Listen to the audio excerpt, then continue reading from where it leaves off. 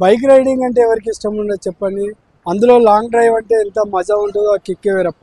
అలాంటిది విజయ్ అనే వ్యక్తి కన్యాకుమారి వరకు లాంగ్ డ్రైవ్ చేస్తూ తన ఆనందాన్ని మనతో పంచుకునేందుకు సిద్ధంగా ఉన్నాడు. ప్రస్తుతం తను మనతో ఉన్నాడు. తను ఎక్కడి నుంచి ఎక్కడి వరకు ఈ లాంగ్ డ్రైవ్ చేశాడనే విషయాన్ని తెలుసుకుందాం. తన గెటప్ కానీ తన బైక్ కానీ పూర్తిగా చూసుకున్నట్టయితే ఒక వెరైటీగా దీన్ని కొనసాగిస్తున్నాడు.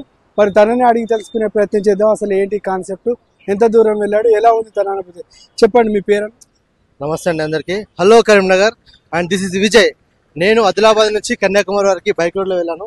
This is my black panther. And ఈ జర్నీలో చాలా స్టేట్లో ఉన్న వెరైటీస్ కానీ వాళ్ళ ఆలోచనలు కానీ అన్నింటినీ నేను అనుభవించాను. అండ్ ఈ అనుభవానికి కారణం గల సంథింగ్ స్పెషల్ అనమాట. నేను ఉద్యోగం చేస్తాను, యాక్చువల్లీ జాబ్ చేస్తాను. ఆ జాబ్ నుంచి రిలాక్సేషన్ కావాలని చెప్పేసి బైక్ రైడ్ చేస్తాను.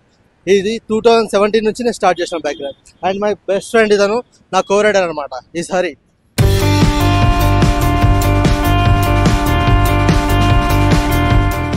అంటే ఎందుకు వచ్చింది ఈ ఆలోచన అసలు ఈ బైక్ రైడింగ్ చేయాలి? బైక్ రైడ్ అనేది నాకు చిన్నప్పటి నుంచి ఫ్యాషన్ అండి, ఎమోషన్ అండి. ఫ్యాషన్ చెప్పదు, ఎమోషన్. జాబ్ నుంచి కొద్దిగా రిలాక్సేషన్ అవ్వడానికి మాత్రమే ఈ బైక్ ట్రిప్ చేస్తూ ఉంటాను. ఇంకే వర్క్ చేయను, జాబ్ అండ్ బైక్ ట్రిప్స్ అంతే. ఎప్పుడు స్టార్ట్ చేశారు? ఎన్ని వేల కిలోమీటర్లు? మేము 18 days బ్యాక్ స్టార్ట్ చేసామండి. ఆల్మోస్ట్ 3000 kilometers మేము కవర్ చేసామండి.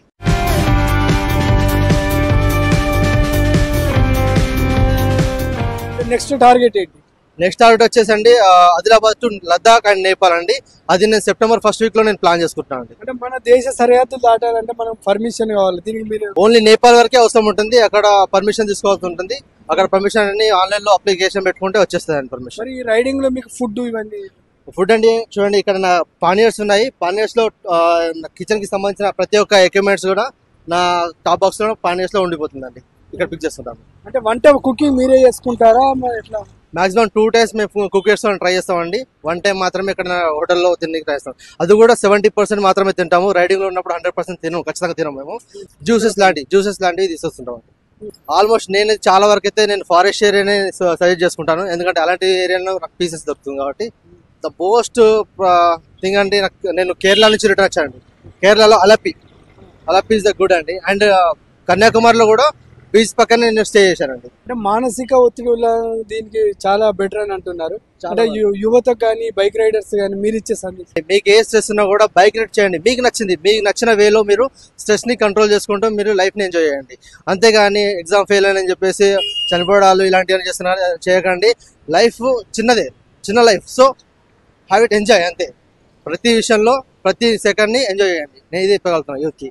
అంటే ఉద్యోగంలో కొంచెం స్ట్రెస్ ను తట్టుకోవడానికి ఇలాంటి బైక్ రైడింగ్ చేస్తున్నా అని చెప్పాడు. ఇప్పటి వరకు అయితే 18 days 18 రోజులు అయితే బైక్ రైడింగ్ చేశాను.